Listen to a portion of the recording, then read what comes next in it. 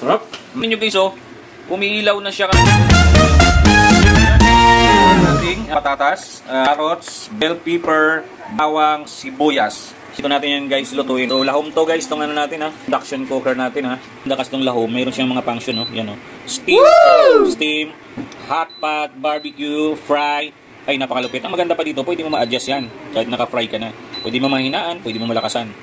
So, yung mga function niya, siyempre, glass siya, then parang stainless ito guys, so kaya presentable siya. Ready chef. So guys, ito yung chef na fry pan, pero pwede mo tong prituhan, pwede mo tong lutuan ng mga nilaga o ano, basta magdas siya dito, pwedeng sabaw, pwedeng tuyo, pwedeng prito. So, all in one. Yan guys, so tingnan nyo guys, oh. Umiilaw na siya kagad, oh. Tingnan nyo yan. Infrared to guys, ha. Napaka-init mo agad, oh. Pero sobrang init ng itong part na to. You know? So, ibig sabihin, naka-fry siya. Kitang-kita yung ano nyo, yung ilaw. Grabe, napakalakas nitong lahom na to, guys. So, first una, lagyan natin ng oil. Lagyan na. So, 4 yung gamit natin kasi mura lang yan. 120 ang nabili natin yan sa market. Isang litro na. Oh, medyo luto na siya. Lagyan natin ng bell pepper. Then, tapos lagyan na natin yung carrots. Sabay na natin itong patatas. So, babaan lang natin, guys, para magisa natin itong gulay. Yung baboy, yung mga buto-buto, luto na. So, ito yung mga style natin ng pagluto ngayon is paswerte. Takpan muna natin. So yun guys, so yung pangalan niya, Red Chip. Lupit, ganda. So syempre pag may ganyan ka, bili ka rin ng silicone na ganito para medyo aesthetic yung dating. Yun, pagkatapos ng ilang minuto, yung nilaga na natin, oh, sobrang lambot na yan guys. Oh. So ano to, halo-halong buntot, tsaka medyo may ribs din. Buto-buto. So ito yung kaldereta natin ngayon guys. Ha.